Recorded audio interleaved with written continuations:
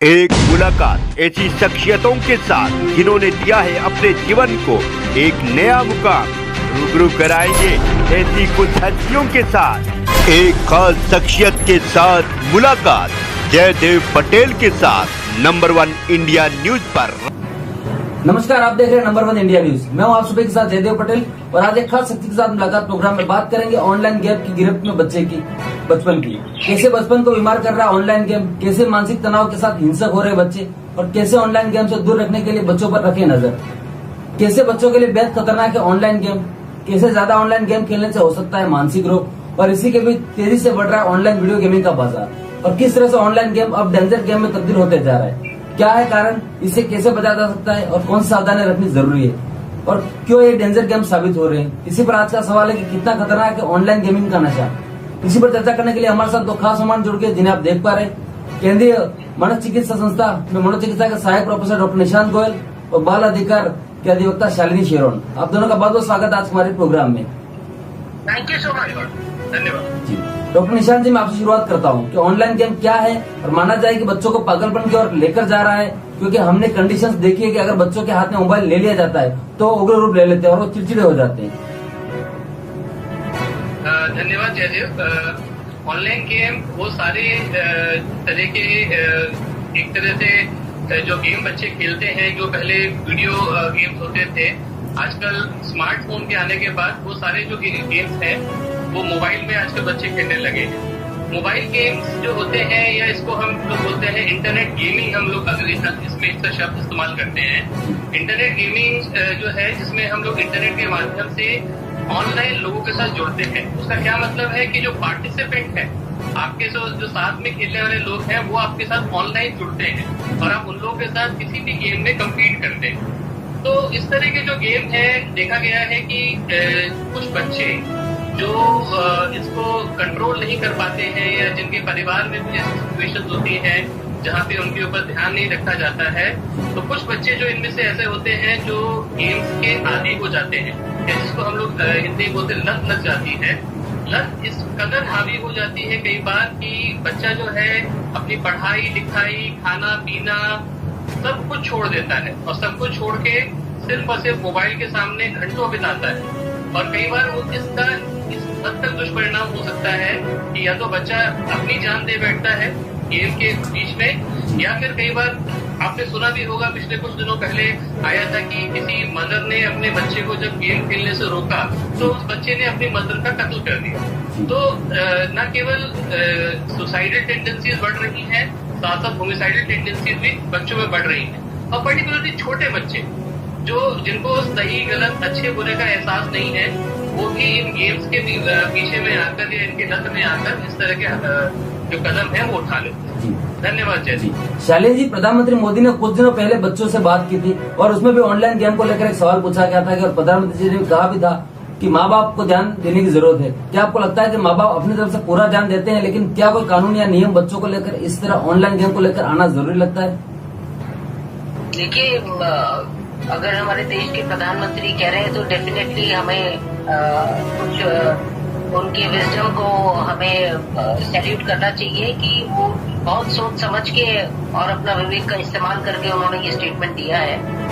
क्योंकि आप देखिए, जब हम स्मार्टफोन की बात करते हैं और लत की बात करते हैं, तो अब ये समझना पेरेंट्स के लिए बहुत जरूरी है कि जब आप अपना बच्चा जो माइंड है बिलो 18 है और आप उसको स्मार्टफोन दे रहे हैं 10, 11 को, तो it is like an addiction. आप ये मान लीजिए जैसे एनडीपीएस में चरस होता है, गांजा होता है, हाशीश होता है, तो आप अपने बच्चे को चरस दे रहे हैं खुद खरीद के, चाहे वो लाख रुपए का है, चाहे 30,000 का है, चाहे पीयर प्रेशर में। तो यानी कि पहला जो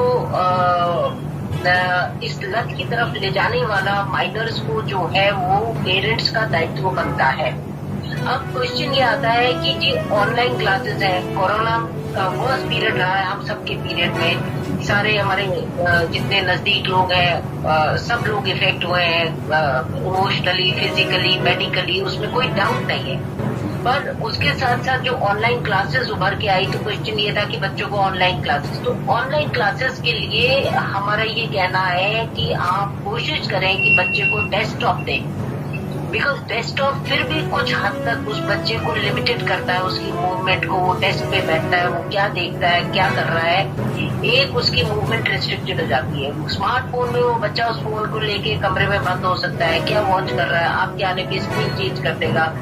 आपने उस पर्टिकुलर स्मार्टफोन में पेरेंटल कंट्रोल्स रखे हैं, नहीं रखे हैं, आप वर्किंग हैं, क्या आपके पास इतना समय है कि आप आके वापस से क्रॉस चेक कर रहे हैं, वेबसाइट चेक कर रहे हैं।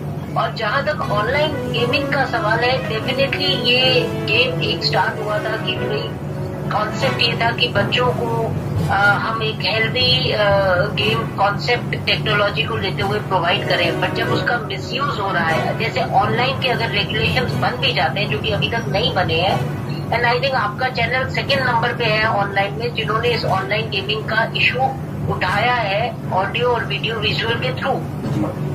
So this is a very sensitive issue जो आपने उठाया है, डेफिनेटली आफ्टर न्यूज 18। एंड अगर आप ऑनलाइन गेमिंग का क्वेश्चन ये है कि ऑनलाइन गेमिंग के आप रूल्स और रेगुलेशंस भी बना देते हैं, आप वेबसाइट्स को भी रिस्ट्रिक्ट कर देते हैं। तो आज की तारीख में छोटा सा छोटा बच्चा, गरीब से गरीब बच्चा कम से कम 30 गेम्स डाउनलोड कर चुका है अपने स्मार्टफोन में, जो कि आप ऑफलाइन भी चला सकते हैं। तो ये एक बहुत ही चीज है जिसको हमें प्रोजेक्ट को रखना है ध्यान में।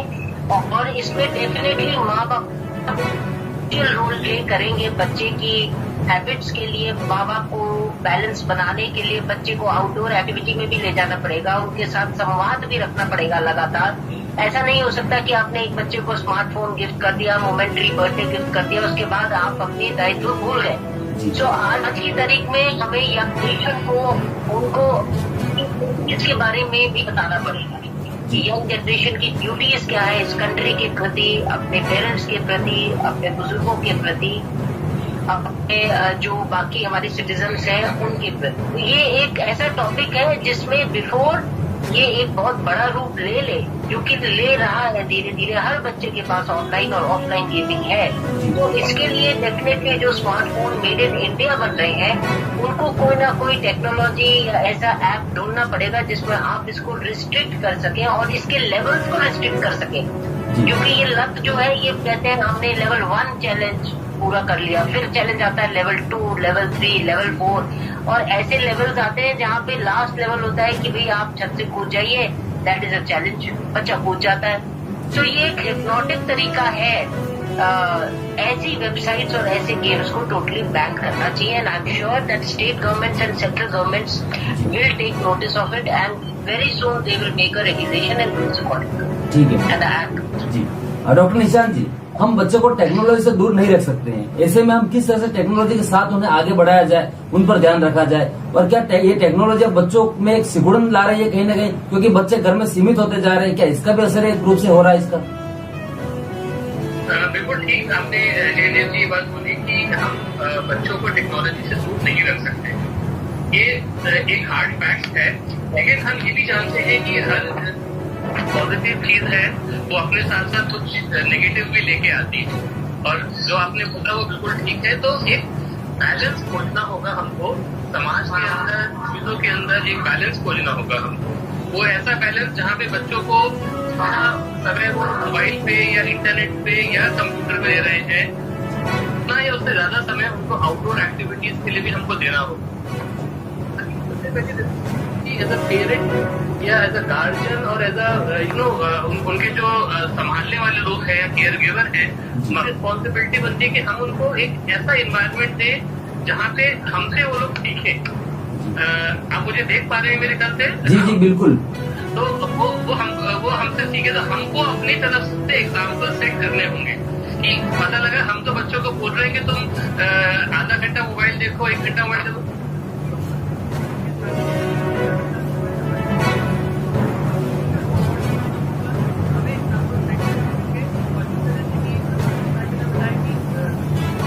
ऐसे मेथड डिवाइस करने होंगे जहाँ पे हम उनकी एक्टिविटीज को ट्रैक कर सके, कंट्रोल कर सके, और उनको लगातार हम सिखा सके कि जिस तरह से हर चीज को करने के, हर चीज को समझने के और हर चीज को फॉलो करने के नियम होते हैं।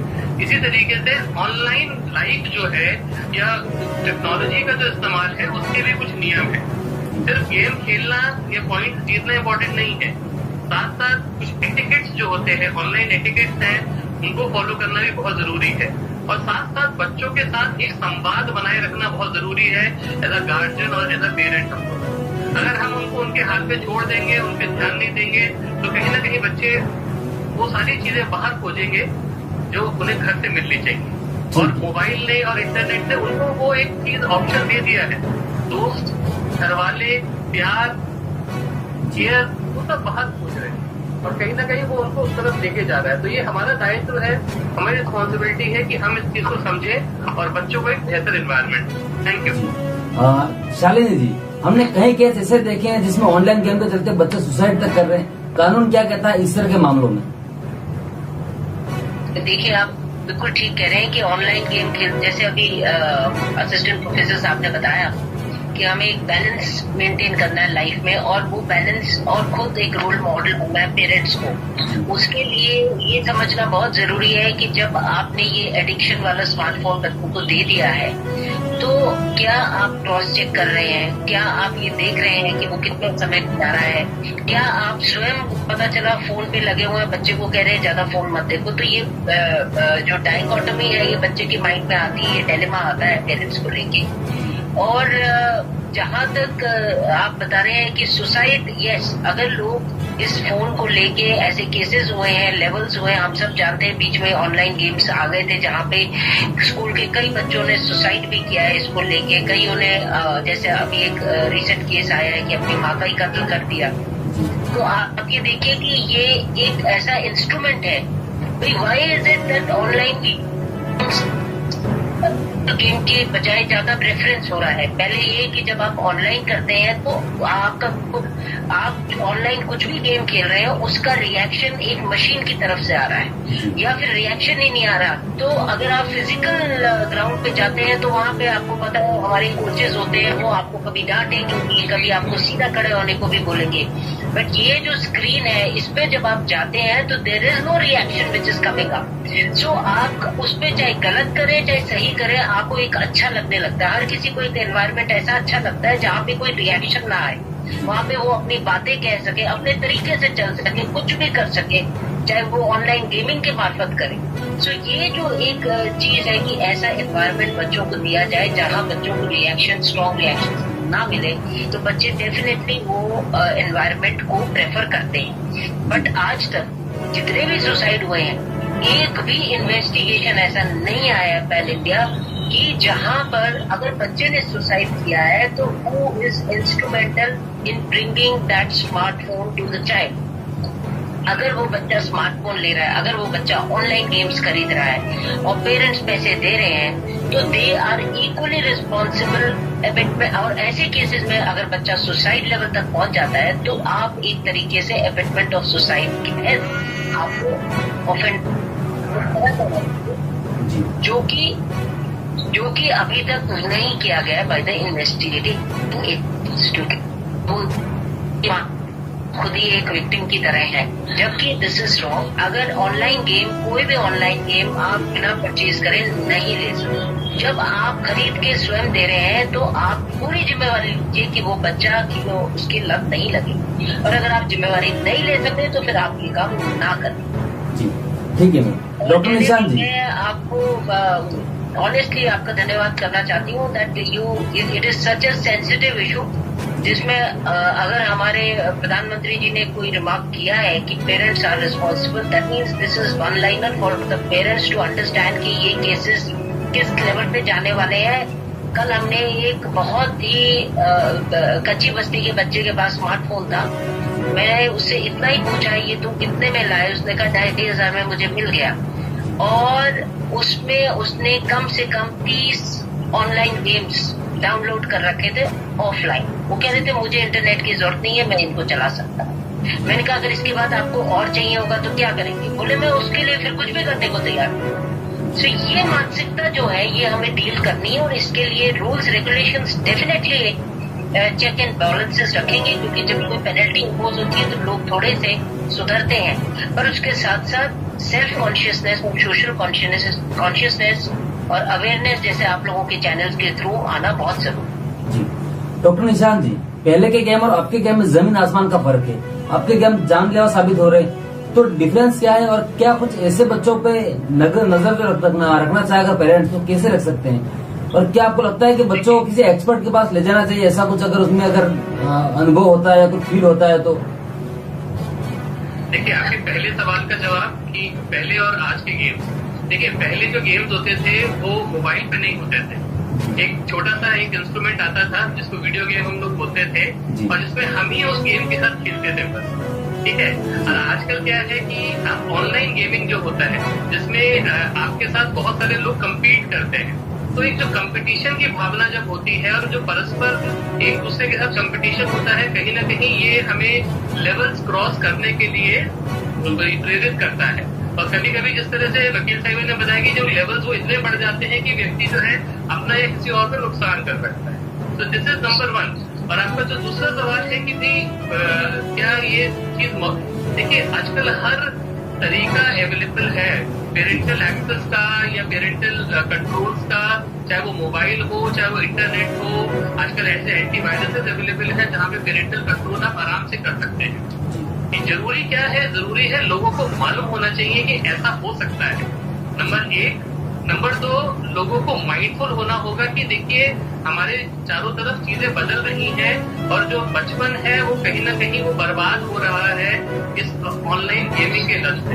यहाँ मैं आपको बताना चाहूंगा, हम लोग का जो डिजीज क्लासिफिकेशन जो WHO करता है, वर्ल्ड हेल्थ ऑर्गेनाइजेशन जो डिजीज क्लासिफिकेशन करता है, उन्होंने भी अपनी लेटेस्ट क्लासिफिकेशन में ऑनलाइन गेमिंग को या ऑनलाइन गेमिंग डिसऑर्डर या इंटरनेट गेमिंग डिसऑर्डर को एक मानसिक बीमारी के रूप में पहचाना है। अरे हमें वेट नहीं ना करना है कि एक बार बीमारी बन जाएगी तब हम एक्ट करेंगे। क्यों ना हम अपनी सोशल रिस्पॉन्सिबिलिटी को, अपनी फैमिली रिस्पॉन्सिबिलिटी को, अपनी इंडिविजुअल रिस्पॉन्सिबिलिटी को समझें, अपने बच्चों के साथ थोड़ा ज्यादा समय बिताएं। देखिए बच्चों पे ध्यान रखना तभी होगा जब आप उनके साथ समय बिताएंगे, उनके साथ बात करेंगे, उनसे सुनेंगे और उनको बोलने का मौका देंगे। आप आके डांट के घर में बोलेंगे अरे बंद करो मोबाइल, ऐसा नहीं होता है ना। आप खुद आते के साथ ही अपने कंप्यूटर पे मोबाइल पे बैठ जाते हैं और बच्चे को आप डांटेंगे। तो मैं पहले भी आपको बोला, अभी फिर बोल रहा हूँ, you have to set an example. आप एग्जाम्पल सेट करेंगे तो कहीं ना कहीं बच्चा आपको अच्छी चीज के लिए फॉलो करेगा। धन्यवाद। शालिनी जी, इस तरह के जो केसेस होते हैं उसको लेकर अगर हम थाने में जाते हैं तो कार्रवाई करने से बचते हैं, FIR तक दर्ज नहीं होती है, क्या आप गाइडेंस देना चाहेंगे पेरेंट्स को इसको लेकर?